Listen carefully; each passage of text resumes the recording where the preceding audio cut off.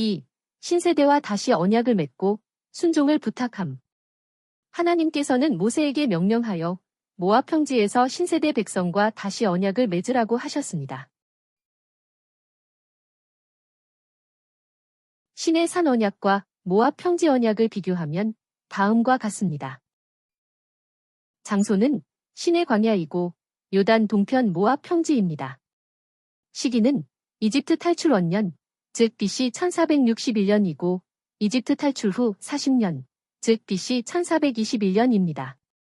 대상은 이스라엘 9세대이고 이스라엘 신세대입니다. 내용은 동일한데 너희가 내 말을 듣고 내 언약을 지키면 너희는 모든 백성 중에서 나의 거룩한 백성이 될 것이며 나는 너희의 하나님이 될 것이다. 입니다. 모세는 모압 평지에서 언약을 맺은 다음에 다시 신세대 백성에게 부탁하고 있습니다. 너희 중에 누구든지 주 하나님에게서 돌아서서 이방 민족의 신들을 섬겨서는 안 된다. 만약 그런 사람이 있다면 하나님께서는 그런 사람을 용서하지 않고 하나님의 진노와 질투를 그 사람에게 일으킬 것이며 이 책에 기록된 모든 저주가 그에게 내릴 것이고 그의 이름을 하늘 아래에서 지워 버리실 것이다.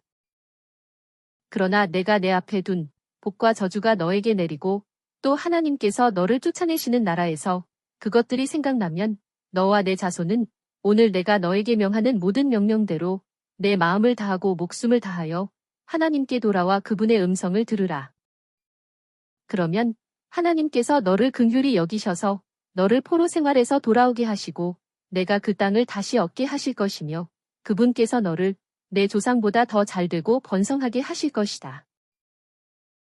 참으로 오늘 내가 너에게 명령하는 이 명령은 어려운 것도 아니고 멀리 있는 것도 아니다.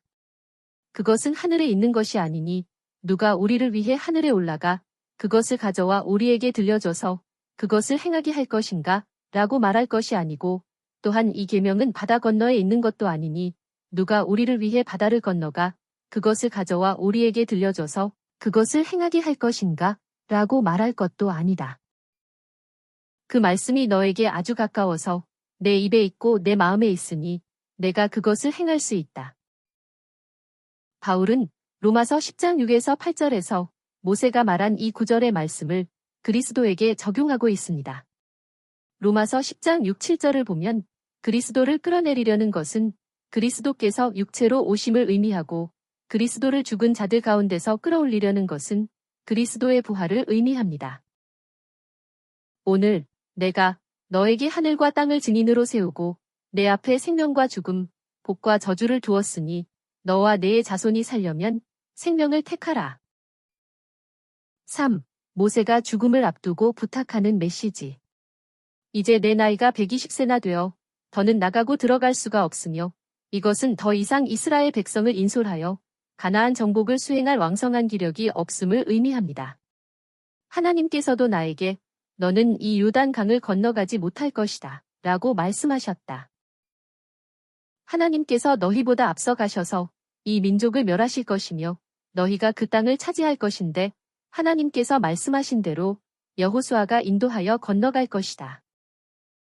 하나님께서 아모리 왕 시온과 바산 왕 옥에게 하신 것 같이 그들을 너희에게 넘겨주실 것이니 너희는 내가 너희에게 명령한 대로 그들에게 행하라. 강하고 담대하여라. 두려워하거나 그들 앞에서 떨지 마라. 참으로 하나님께서 너희와 함께 하시고 너희를 떠나지 않으시며 너희를 버리지도 않으실 것이다. 모세는 이 율법을 기록하여 제사장과 장로들에게 주면서 다음과 같이 부탁하였습니다. 매 7년마다 초막절에 모든 이스라엘 백성이 하나님의 얼굴을 뵈려고 그분 앞에 나아오면 너희는 그들 앞에서 이 율법을 낭독하여 주어라. 그리고 그들이 이 말씀을 듣고 배워서 하나님을 경외하며 율법의 모든 말씀을 지켜 행하게 하라.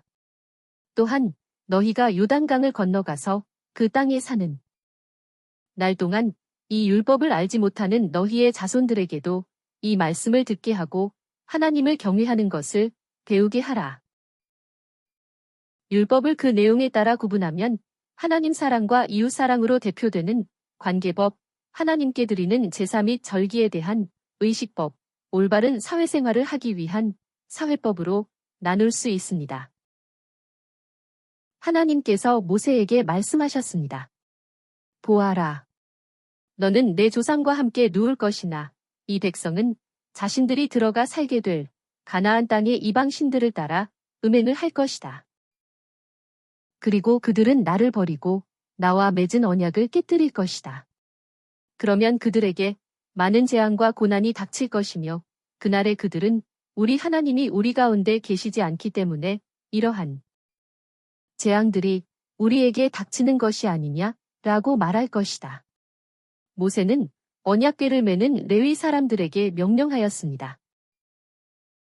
이 율법책을 언약궤 옆에 두어 증거가 되게 하라. 보아라, 내가 아직도 너희와 함께 살고 있는데도 너희가 하나님을 거역하였는데 내가 죽은 다음에는 얼마나 더 하겠느냐?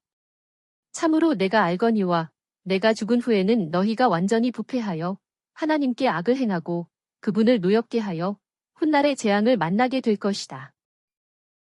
그리고 모세는 이스라엘 백성에게 모세의 노래를 끝까지 들려주었습니다.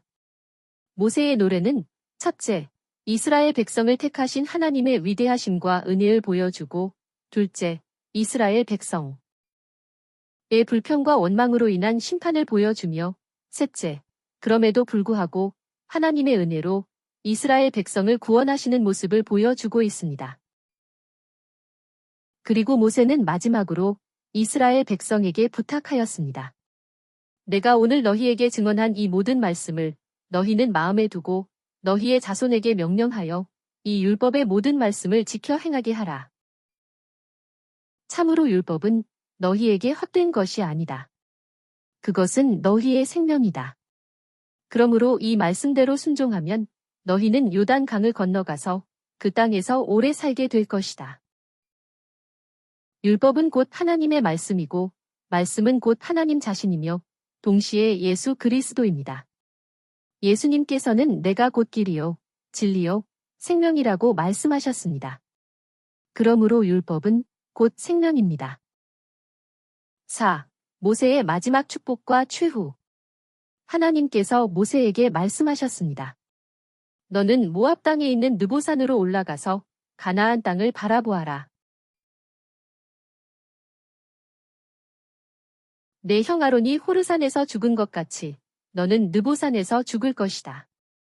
그리하여 모세는 이스라엘 12지파에게 각각 축복하고 나서 다음과 같이 말했습니다. 여수루나 하나님 같으신 분은 없다. 그분께서 너를 도우시려고 하늘을 타고 오시며 창공에 그분의 위엄을 나타내신다. 옛적부터 계신 하나님께서 너의 처소가 되시며 그 영원하신 팔이 내 아래에 있다. 그분께서 내 앞에서 적을 쫓아내시며 그들을 진멸하라고 말씀하신다. 이스라엘아, 여호와께 구원을 받은 백성아, 너와 같은 자가 누구냐? 그분은 내 도움의 방패이시며 내 영광의 칼이시다. 내 원수들이 너에게 복종할 것이니 내가 그들의 높은 곳들을 밟을 것이다. 이스라엘 백성은 지난 40년 광야 생활을 하는 동안에 하나님을 사랑하며 경외하지 못했고 또 신실하지도 못했습니다. 하지만 하나님께서는 언제나 신실하십니다. 그래서 마침내 이스라엘 백성은 가나안 땅을 차지하고 그 땅에서 살며 그 땅을 누렸습니다. 모세는 여리고 맞은편에 있는 느보산에 올라 가나안 땅을 바라보았습니다.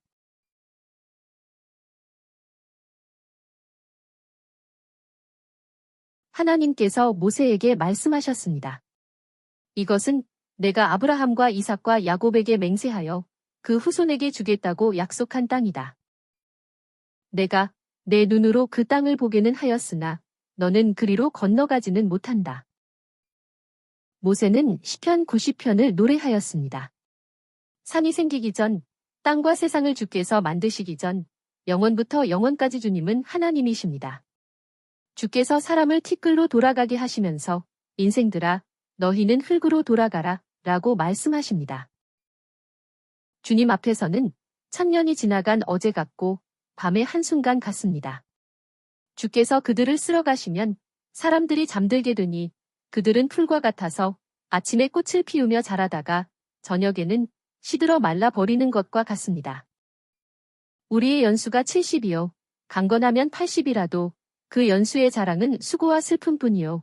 또한 신속히 지나가니 마치 우리가 날아가는 것 같습니다. 주 하나님, 우리의 날들을 셀 수 있도록 가르치셔서 우리가 지혜로운 마음으로 살아가게 하소서. 아침마다 주님의 인애로 우리를 만족하게 하셔서 우리가 평생에 즐거워하며 기뻐하게 하소서. 모세는 후계자 여호수아를 축복하고 나서 하나님께서 말씀하신 대로 120세에 죽었습니다. 그러나 그는 눈도 흐리지 않았고 기력도 약해지지 않았습니다. 이스라엘 백성은 슬퍼하며 모세를 위하여 30일 동안 애곡하였습니다. 하나님께서는 모세와 얼굴을 마주하여 말씀하셨으며 그에게 큰 권능과 큰 위엄을 행하게 하셨습니다. 그 뒤 이스라엘에서는 모세와 같은 선지자가 다시 나타나지 않았습니다. 모세가 눈의 아들 여호수아에게 안수하였으므로 여호수아는 지혜의 영으로 충만하였으며 이스라엘 백성은 여호와께서 모세에게 명령하신 대로 여호수아의 말을 듣고 행하였습니다. 이렇게 모세 오경이 끝났습니다. 성경 도표를 보겠습니다.